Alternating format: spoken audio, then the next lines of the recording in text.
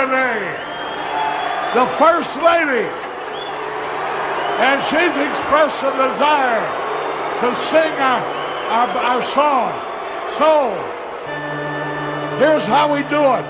I hope Gary hasn't forgotten the tune. I hope you haven't forgotten the words. I hope I haven't forgotten the words. And I hope you haven't forgotten the words. One, two, three. Take me out to the ball.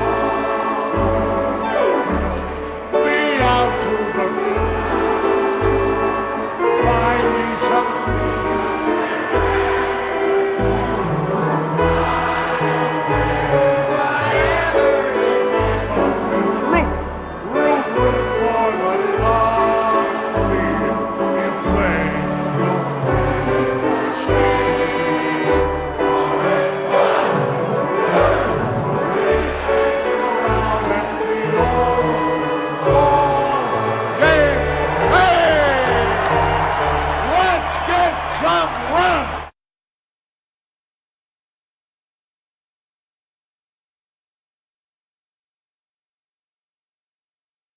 The Monday Morning Quarterback, beaming from WBRN Radio and on the Boston Red Network.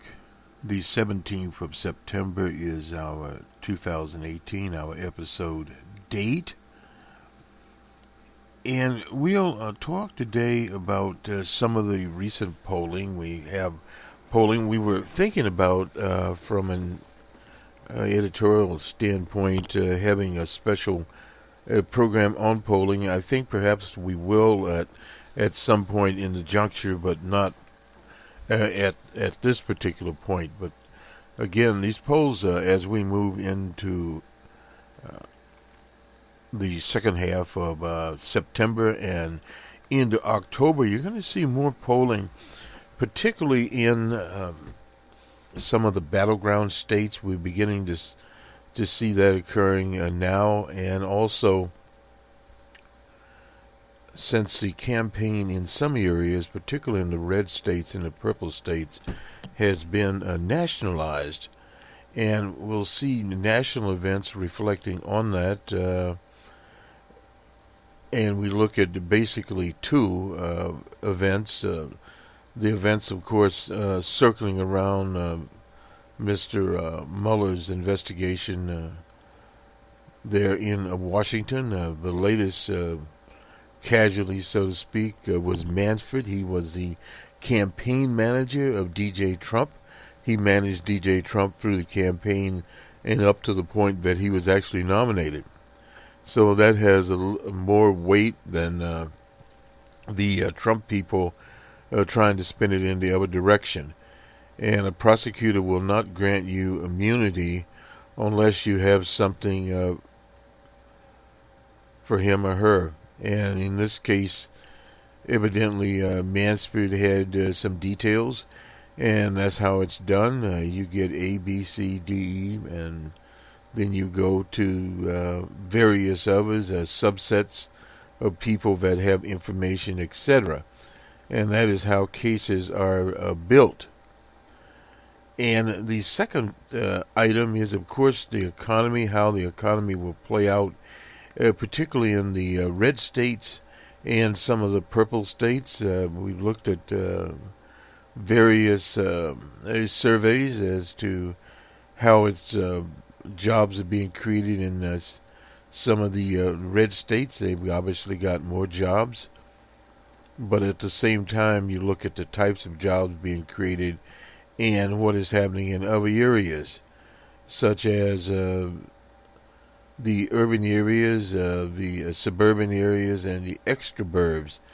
Now, a lot of this job creation is not necessarily happening in the urban, suburban, and extraburbs. It's happening more in rural areas. So we look at that picture and see how that turns out, and also such things as retail sales is pretty much stagnant in August. What will happen in September? And I know we'll have the October, much of the October numbers out by that time. because the election is, the first or the second weekend, I'd have to look it up, in November. So once more, how that would depend. And the fourth item is the overall numbers of DJ Trump, his approval ratings. And the sixth item is the generic ballot. We look at it more as we move towards Election Day. Basically, our mark is 5 to 6 points with either party. If that is sustained, that would have an effect on the election. Now, we will look, I believe, tonight at some of the models. We looked at Lewis Black and some others through the people at the University of Virginia in Charlottesville. And of course, every time we mention that name, we didn't this week. We were remiss, but remember, and have her higher. She looms much larger in this national picture. And now we have a new item out there, a fairly new item. It's been going this weekend. We'll say the weekend.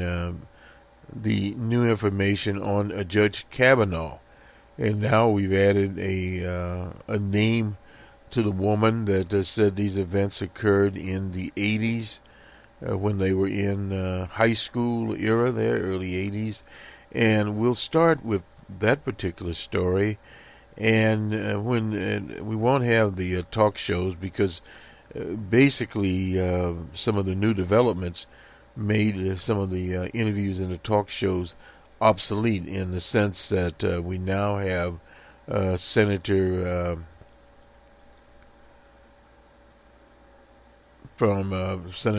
Flake from Arizona, and also the senator is leaving, the senator from Tennessee.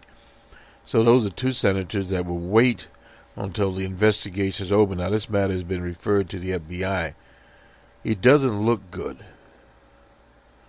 when you have a situation that you have a person being nominated to the highest court in the land and are under FBI investigation. And it's a different situation than the Hillary Rodham Clinton server issue.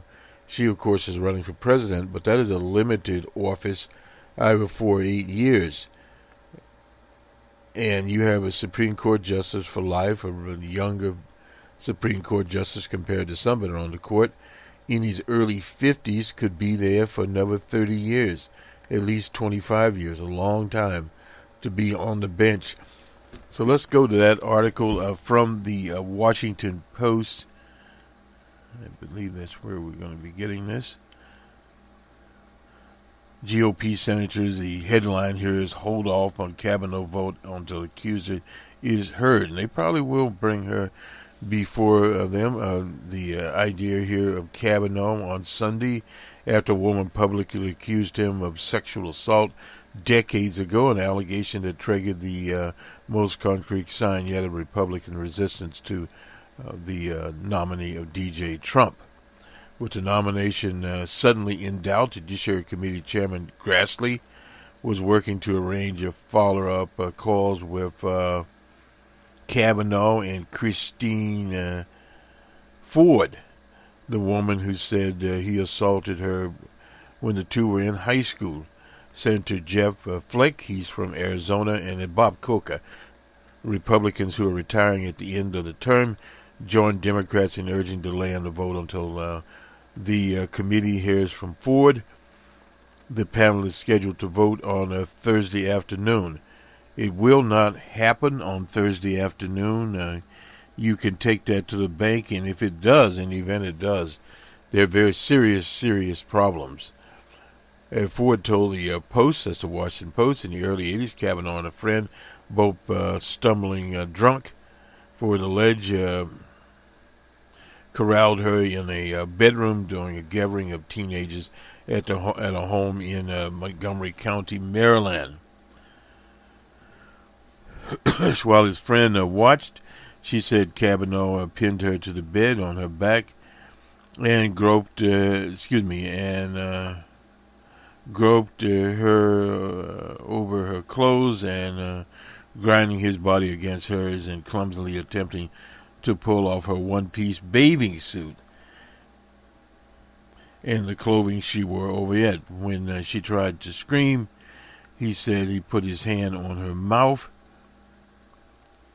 Kavanaugh categorically and unequivocally denies the accusation. A statement in the White House maintained Sunday that it's not withdrawing the nomination. Well, whether or not it withdraws the nomination, part of the problem here is the Trump administration doesn't understand that this man has a mark on him for life.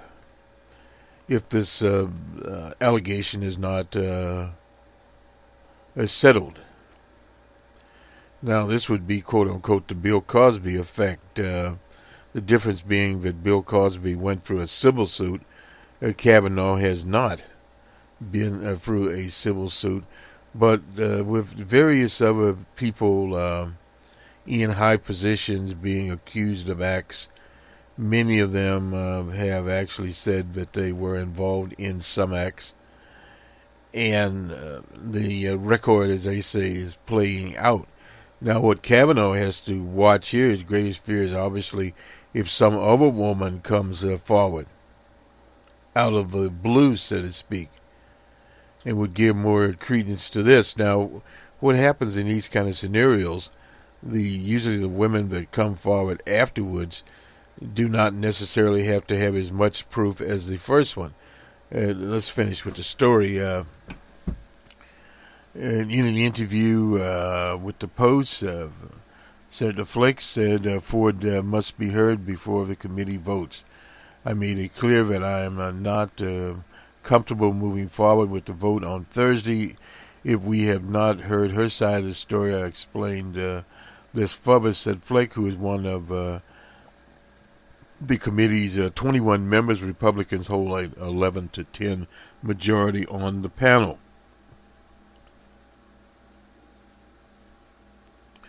Flake would not specify what form of communication with Ford should take and how he would vote, but he emphasized the significance of the allegations.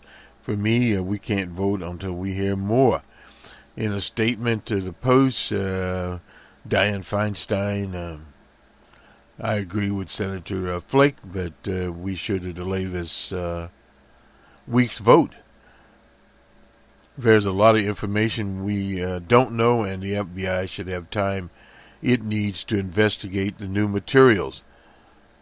Staff calls aren't the appropriate way to handle this. In a statement, Corker said a delay would be best for all involved, including the nominee. If she doesn't want to be heard,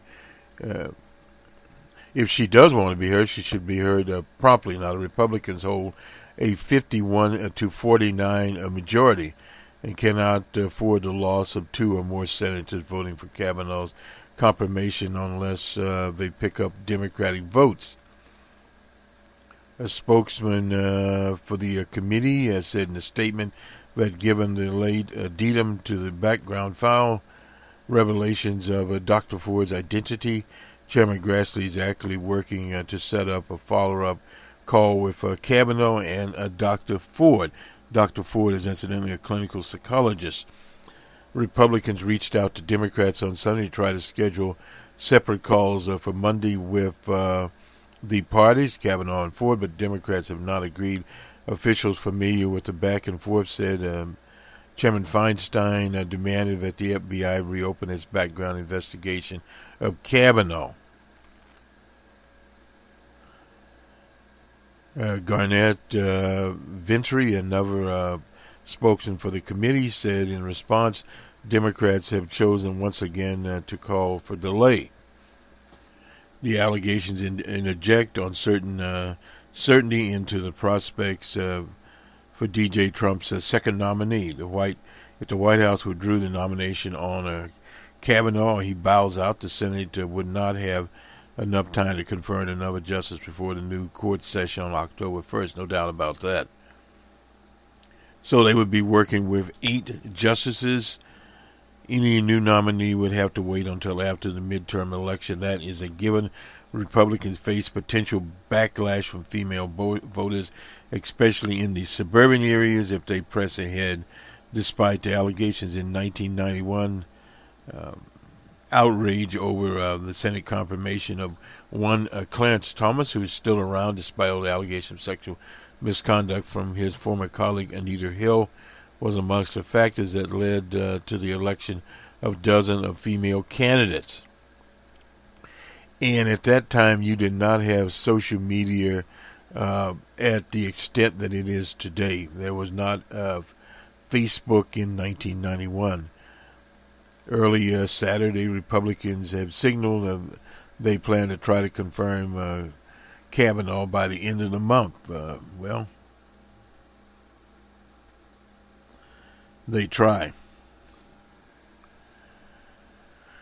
To railroad a vote now would be an insult to the women of America and the integrity of the Supreme Court. That is from Charles Schumer. He is the minority leader. In a tweet after the Post report, Doug Jones said it was a very brave step by Ford to come forward. It's most important than ever to hit the pause button on Kavanaugh's nomination until we can have a full investigation about these serious and disturbing allegations. We can't rush to move forward under a cloud, Jones said, a potentially key swing vote who has now announced whether he supports Kavanaugh or not. So it's a wait-and-see game from the leader of the Senate, McConnell. He didn't comment. McConnell knows that there are some problems going on here. Hours before the Post report was published, Jones, a centrist Democrat, and two Republican colleagues argued that the allegations against Kavanaugh, which at that point Ford had not confirmed publicly, should have been raised sooner in the Senate, and predicted it would not prevent the chamber from moving forward with Kavanaugh's nomination. John Fortillis, and John Neely Kennedy expressed concern that a letter outlining the allegations that Feinstein received was not shared with fellow lawmakers early in the process. Well, we don't know when she got it. The FBI doesn't plan to investigate the allegations as a criminal matter, but Feinstein wants the Bureau to review it as part of the background check.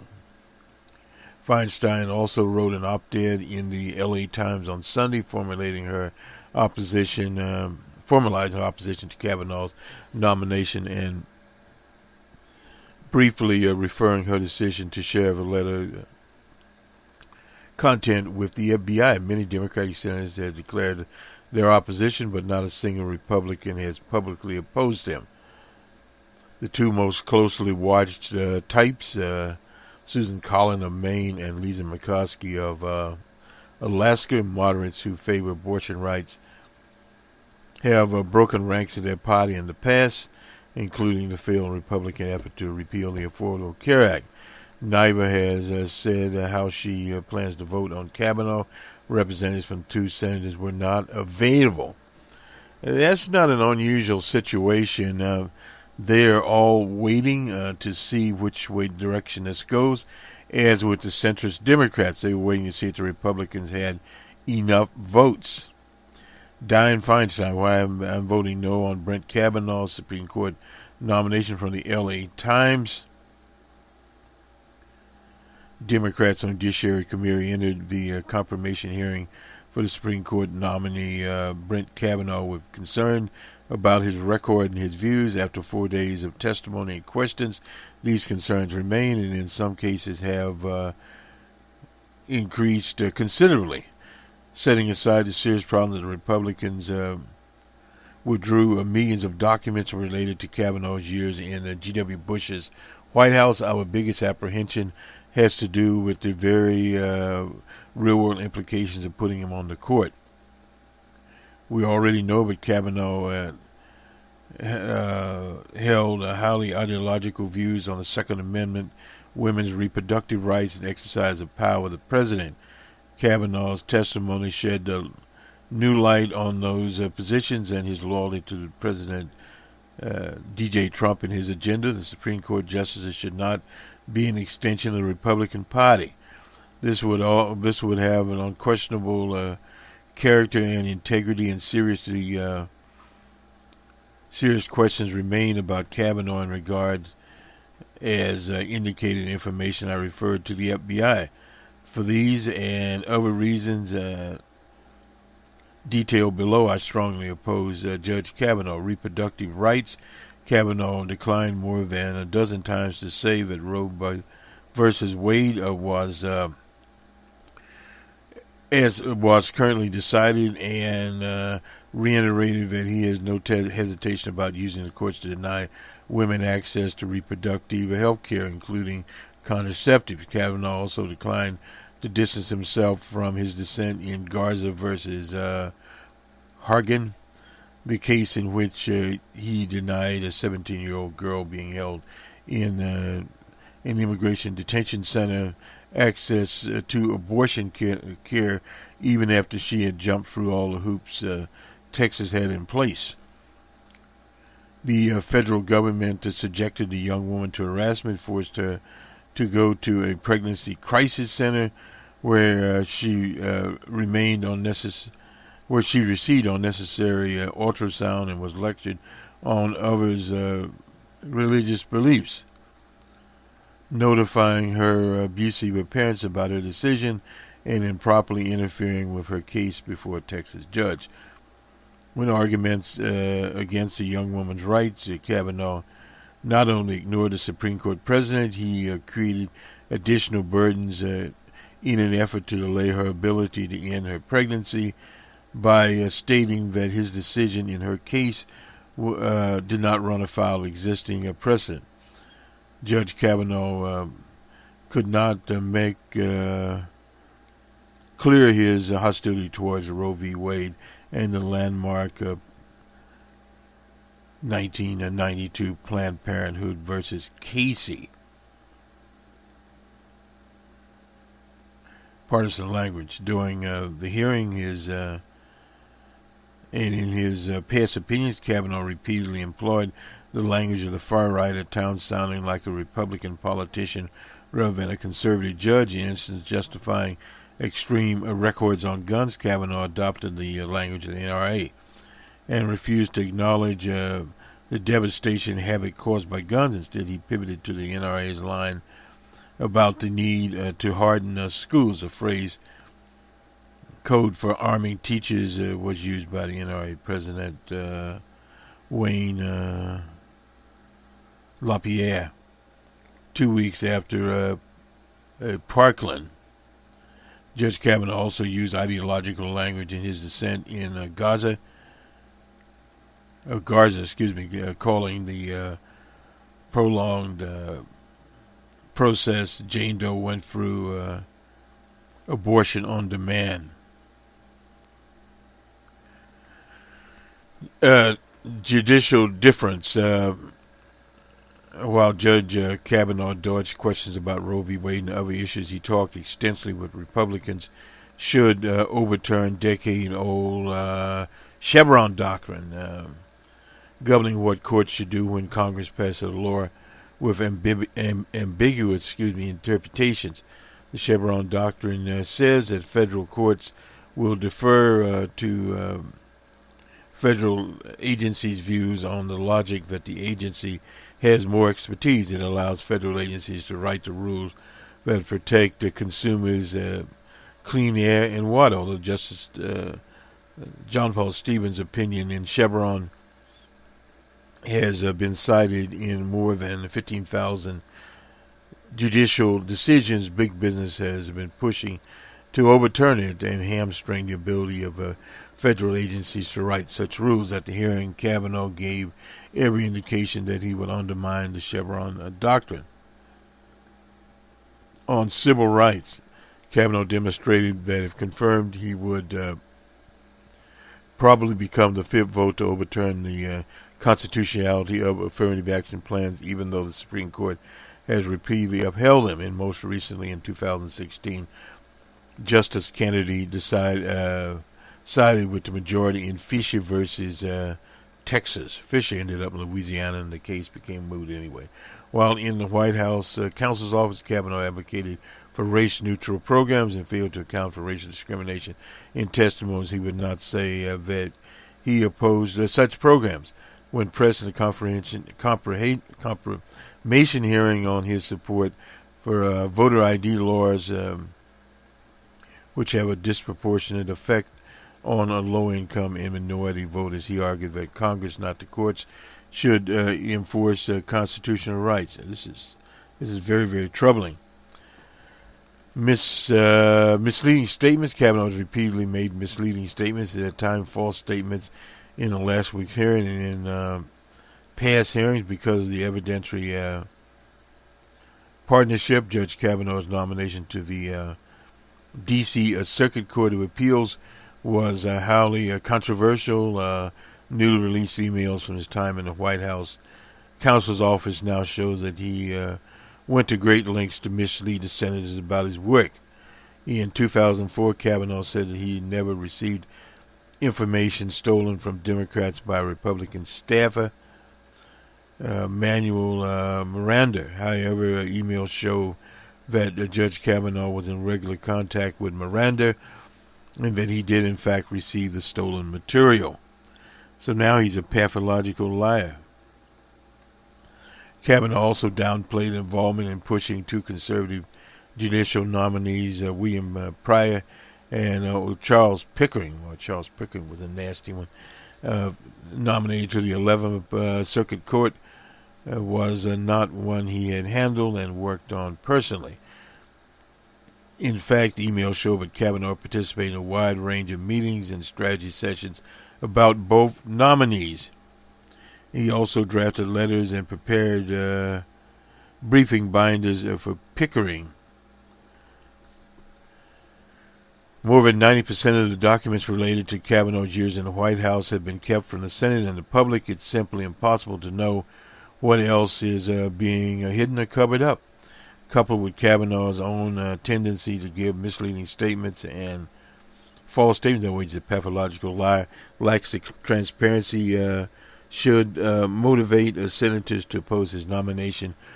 With so many serious questions outstanding, Kavanaugh should not be rewarded for a lifetime appointment. Dianne Feinstein, of course, is on the Judiciary Committee, long-serving senator from California.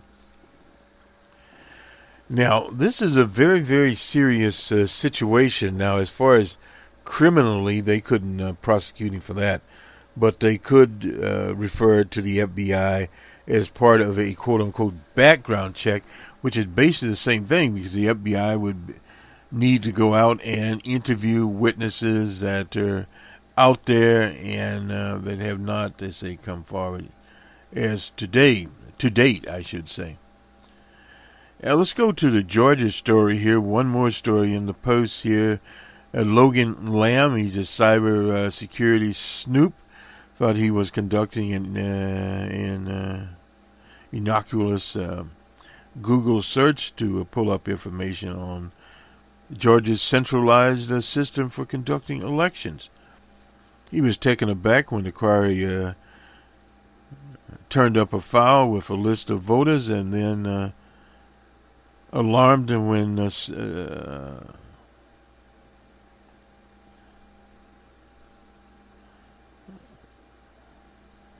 subsequent data samples pulled relevant birthday, driver's license numbers, partial social security numbers of more than 6 million people, as well as county supervisors' passwords. He also discovered that the server had software flaws, and that an attacker could have easily exploited it. Now, the unsecured server that Lamb exposed in August of 2016 is part of an election system, the only one in the country that is centralized and runs and relies upon computer touchscreen machines for its voting. That is the heart of a legal and political battle over security of these machines. On one side are activists, on the other side are states. And this is the situation here. This Brian Kemp is actually running for governor. He's the Secretary of State has declared that the electoral system is secure and the contents and moving to paper ballots. That's a big question. With less than 2 months to election, would create chaos and undermine confidence in 6.8 million Georgia voters. He, of course, has the seal of approval of DJ Trump. Now, here's what's basically happened. Lamb said he discovered the exposed data, and he was angry when 6 months later, despite warnings of officials at Kennesaw State University, Center for Election Systems, which houses the server, and data was still publicly accessible online. The center last year was moved to Kemp's office. Instead, that they have a new series of stringent controls in place to safeguard the integrity of votes. Georgia was the first state to adopt direct recording electronics, a DRE, touchscreen machines in 2002. That was after the infamous hanging chads. A federal judge here is poised to rule on Monday whether the state must scrap its current system that utilizes 28,000 of these machines, adopt paper ballots and paper audits. Instead, her ruling could affect 4 other states and send a rare signal from the bench of the urgency of reducing risks. And there's obviously risks out here. Her name is Amy Totenberg, said at the conclusion of a 7-hour hearing, times change. We are here in a very quickly evolving situation in terms of cyber technology, cyber crimes. No one wants their votes to be insecure, but moreover diluted or altered. So that is basically the big question here with spying from other nations. The National Academy of Sciences issued a 180-page report that recommended that every effort should be made to adopt paper ballots for the 2018 election and rigorous audits. 29 states virtually all paper ballots, use virtually all paper ballots. That's according to the Brennan Center. And this ruling is coming up here. In Fulton County, that includes Atlanta, is the largest county in Georgia, and the county uses analog phone lines to transmit election results to the Secretary of State. Hacking on analog lines is not difficult to do, no doubt about that. DeMalo said, and this thing just looks it looks bad. Early voting begins on the 15th of October in Georgia, and it's sad. Let's go over here. This is from ARS Technica. Use them a lot. Just a little bit more of the story here, according to detailed report published Tuesday in Politico. Lamb wrote a simple script that pulled, and we call documents from the web server at Kennesaw State University Center for Election Systems, which under a contract with Georgia, test and programs voting machines for the entire state. By accident, Lamb's script uncovered a breach whose scope should concern both Republicans and Democrats alike. Now,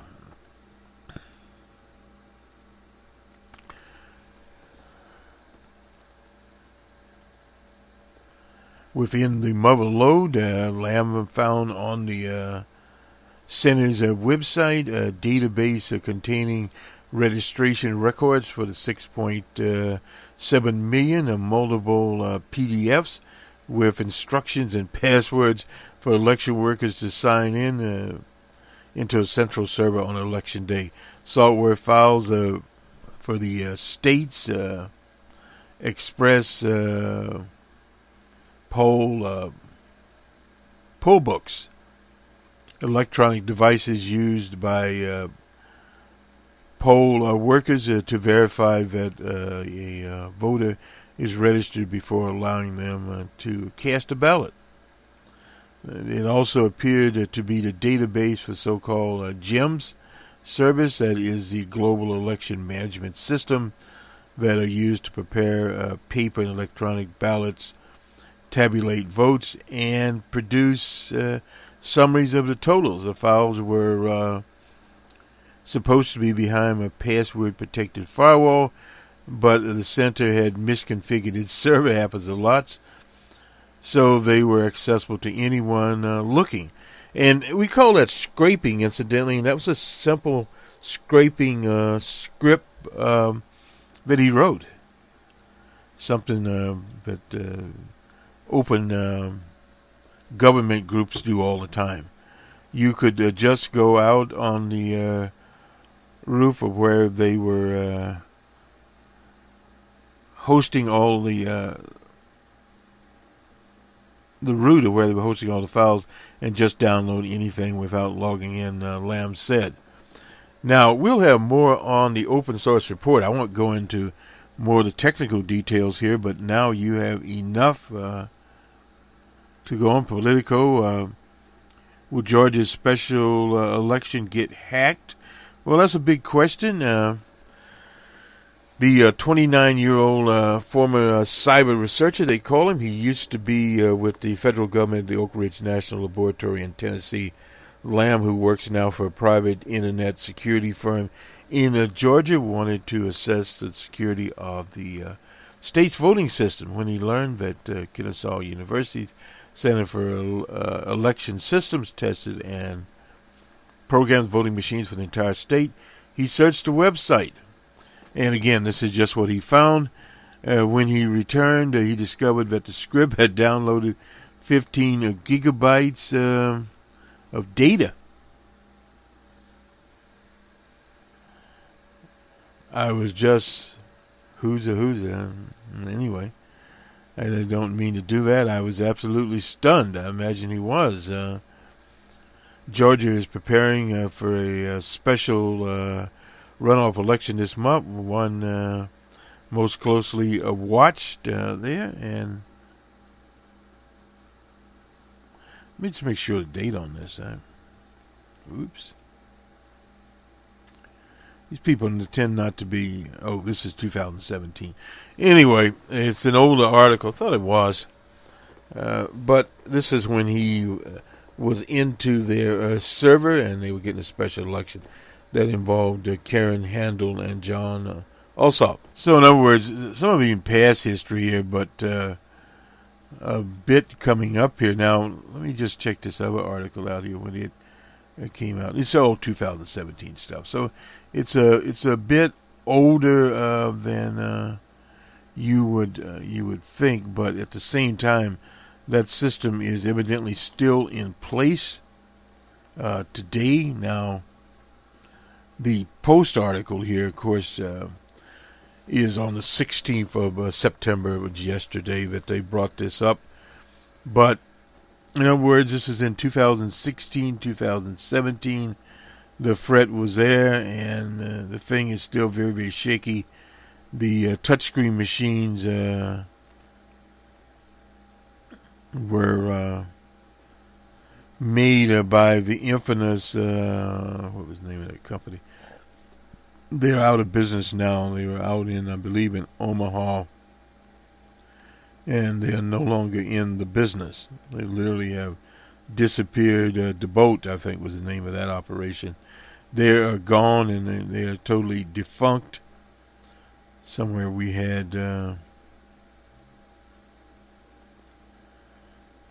where the machines were, and these are rather old machines now. These, the bulk of them came in 2002, so that's about roughly about 16 years old there. So we were looking at the lawsuit itself. Now this will be the one. It's in Superior Court of Fulton County. That is Atlanta versus this Brian Kemp and his official capacity as Secretary of State L. Ott. This is an emergency motion for temporary restraining order filed on the 26th of May. Oh, this is the one that was filed. All right, this is an old one here. But there's another hearing going on. This is in 2017. And this one was, of course, dismissed, but this was for a temporary restraining order. Temporary restraining orders are normally not granted, but we do have a different lawsuit going on now there in Georgia now.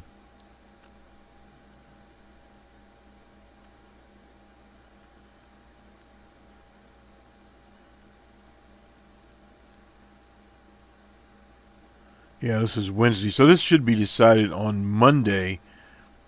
The present lawsuit here, not wanting to confuse people as to which lawsuit we're on. Nonetheless, let's take a station break here. This is WBRN Radio, and we're broadcasting from the Jerry Pippin broadcast booth. We'll be back. We'll start this off with college football. Alabama 62, Ole Miss 7. These we're on Saturday. Georgia 7 and number 2 Clemson 38-7. Middle Tennessee and Georgia, these lopsided scores here, 49-7 Georgia. Ohio State and TCU. Ohio State 40-28. Number 5, Oklahoma and Iowa State. Oklahoma 37-27. BYU and number 6, Wisconsin. It was BYU 24-21. LSU and Auburn, a 1-point game there. LSU 22-21 on Auburn. So I guess Auburn's number 2 ranking disappears. Vanderbilt and Notre Dame.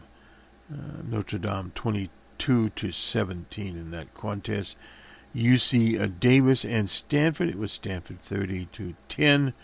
Washington 21-7 over Utah. Kent State and Penn State. It was all Penn State 63-10. They really ran the score up there to a basketball score. Louisiana and Mississippi State. Mississippi State 56-10. Boise State and Oklahoma State, 44-21 Oklahoma State. SMU and Michigan, Michigan 45-20.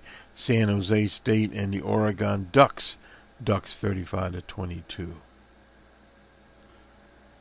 Miami and Toledo, 49-24 for Toledo.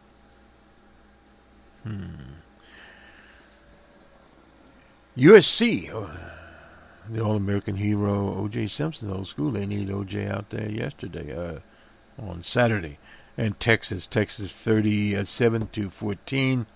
Arizona State and San Diego State. It was San Diego State 28-21. Carolina and Virginia Tech were canceled, no doubt because of rain. West Virginia and North Carolina State canceled. And UCF in North Carolina canceled. All flood damage there. People, incidentally, are being allowed back in those flooded areas now. There was a Boeing's plant there that the planes had been flown literally to Everett, Washington, but the plant reopened on a Sunday. The baseball scores from Sunday. The White Sox were in Camden Yard. 8-4 was the score. Orioles. The Mets were in Fenway Park. Red Sox 4-3. Needed to win one. The Blue Jays and Yankees in New York. Blue Jays 3-2. Tigers were in Cleveland. Tigers 6-4. The Athletics and Rays. The Athletics really need to win that game, but they did not. Rays 5-4. The Nationals and Atlanta. Nationals 6-4. The Mariners and Phillies in Philadelphia. Marlins, the Marlins, and I get them mixed up sometimes. 6-4 was the score. The Pirates and Brewers. The Brewers drank too much beer in Milwaukee. Pirates 3-2. The D-backs and Astros in Houston. 5-4 was the score. Astros. The Twins and Royals in Kansas City. The Twins 9-5. The Reds and Cubbies in Wrigley Field. Reds 2-1 in that contest. The Rockies and Giants in San Francisco. Rockies 3-2. The Mariners and Angels in California. Yeah, the Mariners needed to win also. The Angels 4-3. And the Rangers and Padres down in San Diego. The Padres win 7-3. And a game we tuned into, the Dodgers were in St. Louis. Cardinals shut them out, 5-0. Mr. Wainwright was the winner. Mr. Stripling was the loser. And it was kind of an interesting game.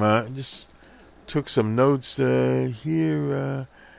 The Dodgers had this one guy who was ambidextrous, could throw, meaning he could throw with his right or left hand. He could change out there. In fact, he did. His name was Pat Venditti. Mr. Venditti worked, in half inning, I believe it was. And no one was able to score on him. He could throw both right hand and left hand. He dropped that glove to his right hand and left hand. An interesting character. He had went down to the minors and was back. He was called up for the minors, back to Dodgers, went back down. Now with the expanded rosters, they can have, up to 40 or 50. How many players they can get on the bus, I guess. Anyway, Mr. Venditti is back there, and the Dodgers need everyone they can get, but they came up short in this game. And the Cardinals, in Atlanta, and I forget where the rest of them are. But basically, we're into the last 2 weeks of baseball, the regular season that is, and then the playoffs we get into. We'll look very quickly at the standings here. I wasn't going to do this, but I think we have time.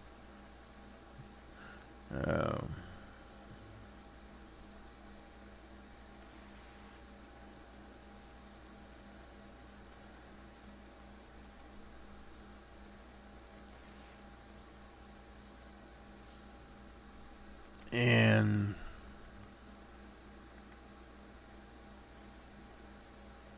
okay. Well, in the American League East, the Red Sox are going to the playoffs, and the Yankees are 11.5 back. They're just going home. In the American League Central, Cleveland is in. They've got an X by them. Anyway, they're in.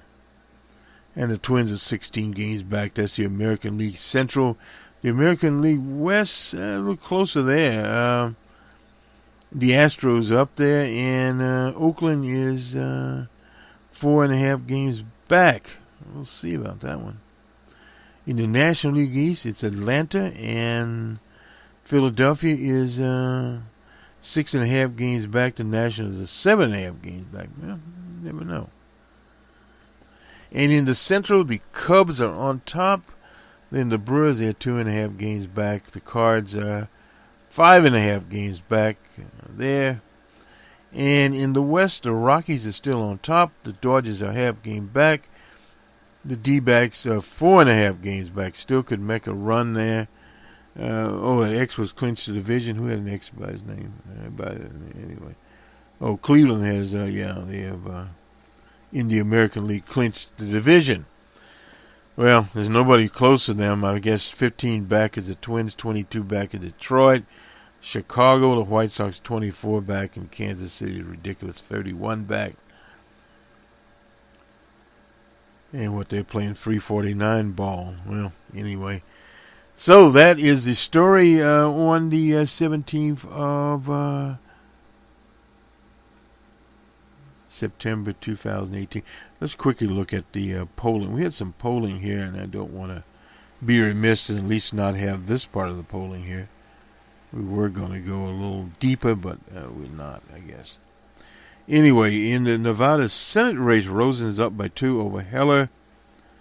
In Minnesota, Smith is up by 7 over Housley. That is a Star Tribune Mason-Dixon poll. And in the Senate race, what do we got there?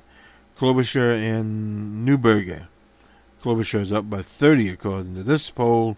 And in the Nevada governor's race, that is the governor's race, yeah.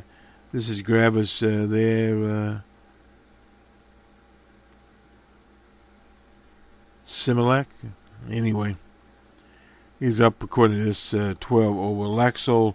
And Sunday, since we weren't around here, the race between Claire McCaskill, that's the 16th, and Huxley in Missouri, tied up. In Montana, Senate race, Rosendale versus Tester. Tester by 2.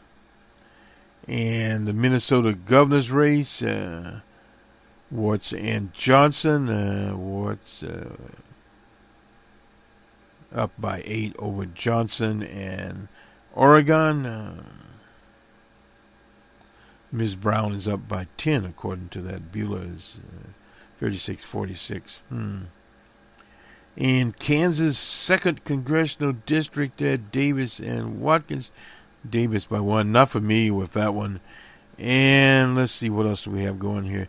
New Mexico Senate race. Here, Hendricks up by 21 in New Mexico. That's the Albuquerque Journal. New Mexico governor's race. Grisham is up by 7. And what else do we have here? Oh, Maine. I think we gave that one before. Palmquist up by 5. It's a Republican in Maine. And then we have the 6th district out in Colorado. That's a number of times vote there. Kyle is by 11. Anyway, that's the latest in polling. What do we think here? Well, starting to shape up a little bit. Looking at some of these polls here, definitely got a contest in Nevada, tied up in Missouri. Claire McCaskill's hanging around. Be interesting there. This is probably in Missouri. It's going to turn out to be a turnout contest. Tester out in Montana. He's been leading in most polls. This poll has been the margin of error, but he's been leading along. And we noticed Kay Brown, I think his name's Kay Brown, out in Oregon. She's up by 10 according to this particular poll here. And this is, who is this? Hoffman Research. I'm not sure who they are. But anyway, nonetheless, this will do it for us. Have a good week, everyone. We'll talk to you next week on the Monday Morning Quarter. Back.